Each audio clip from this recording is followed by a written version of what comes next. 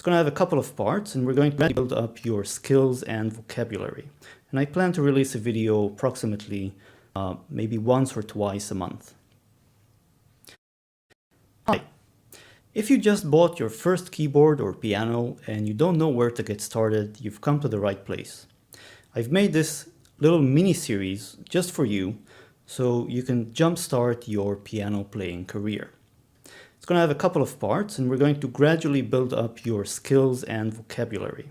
And I plan to release a video approximately maybe once or twice a month. Let's get started, and we'll need a little bit of terminology. If you look at the piano keyboard, you see it's made out of repeating units.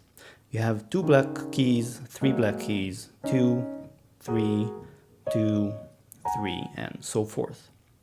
The white key to the left of any 2 black keys is called a C. So this is a C, this is a C, this is a C, and so forth.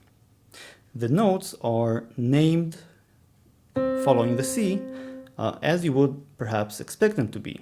This is a C, D, E, F, G, and then it wraps around and A goes back to A, B, and C.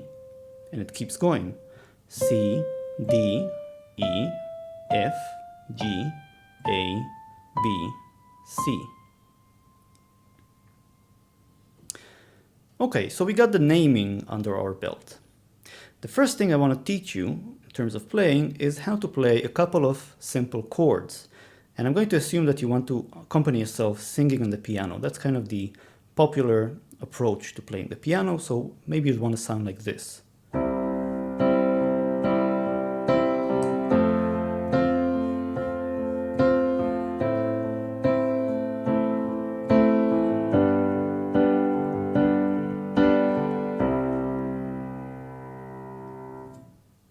I'm going to teach you 4 chords, which will be C major, F major, G major, and A minor. Or I just play them out: C major, F major, G major, and A minor. If I don't say major after a chord name, it's assumed. So I'll just maybe call them C, F, G, and A minor. Let me start by showing you how to play them. Again, you can play them either in the left or on the right hand. We're going to focus on the right hand for starters. Here's a C major chord, and I'm playing 3 notes. All of the chords have 3 notes in this video, and I'm playing a G, a C, and an E with my right hand. Now, notice the fingering. The fingering means which fingers I use to play this chord. I'm using my thumb, my first finger, and my 4th finger. Now this is largely a matter of taste. You could use this fingering as well: thumb, 3rd finger, and 5th finger. It's kind of up to you to experiment and see what feels natural for you. The next chord is F major. So I'm playing an A, C, and F, and I'm using my thumb, 1st finger, and 5th finger on the right hand. And the fingers are just numbered the way you'd expect them: 1, 2, 3, 4, 5. For the G major chord, I'm playing a G, B, and D with my thumb, 1st finger, and 4th finger. And finally, for A minor, I'm playing an A, C, and E with thumb, 1st finger, and 4th finger. Again, experiment. You might find it more convenient to use your thumb, 3rd finger, and 5th finger to play some of these voicings. Now, what about your left hand? So the left hand is going to play the bass note, and the bass note is simply going to be the name of the chord, the note that corresponds to the name of the chord. So for a C major chord in the right hand, you're going to play a C note in the left hand. For an F, you'd play an F note in the left hand. For an A minor, you'd play an A in the left hand. And for a G major, you'd play a G, the note G, in your left hand. It doesn't really matter how you finger these. You can just even use one finger if it's more convenient for you. So you can just jump around. But it's more convenient a little bit to put all of your 5 fingers like this, such that your thumb rests on the C. And then you can press the C with your thumb, the F with your pinky, with your 5th finger, the A with your 3rd, and G with your 4th finger. So you don't have to jump around. Your hand just rests evenly on one spot.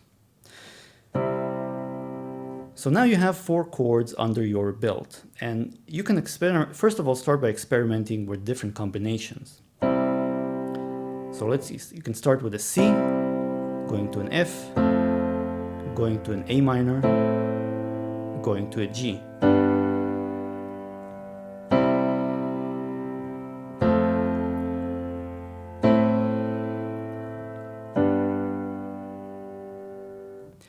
How about a different combination? Let's go for something that starts with an A minor, goes to a C major, then goes to a, let's say, F major and G major.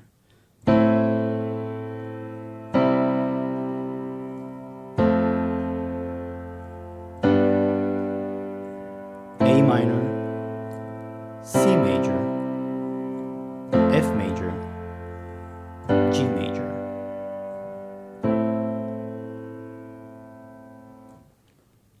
Let's go for a third combination, just to see how it sounds. Let's do an F major to a C major, to a G major to an A minor.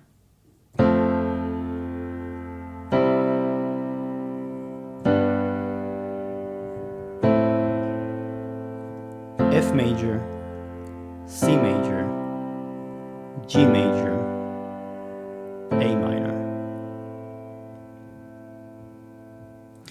Now, a great number of popular songs have been written using just these 4 chords. And just go online and look for some of your favorite songs and see which ones were written using C, F, G, and A minor.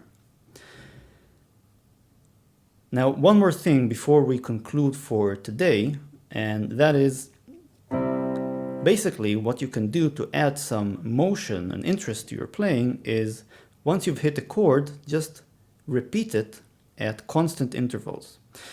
So I'm going to play it, and then hopefully that will give you an idea of what I mean. And I'll play, let's say, a C major to an F major to a C major to an F major and so forth.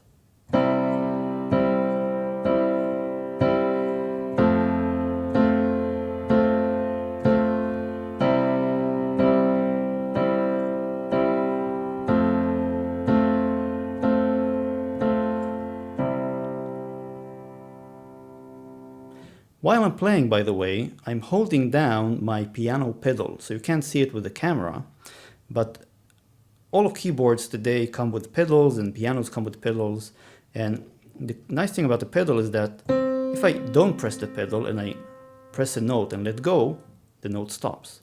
But if I hold down the pedal and I press the note and I leave it, it keeps on ringing. And the same goes with the chord. Without a pedal and with a pedal,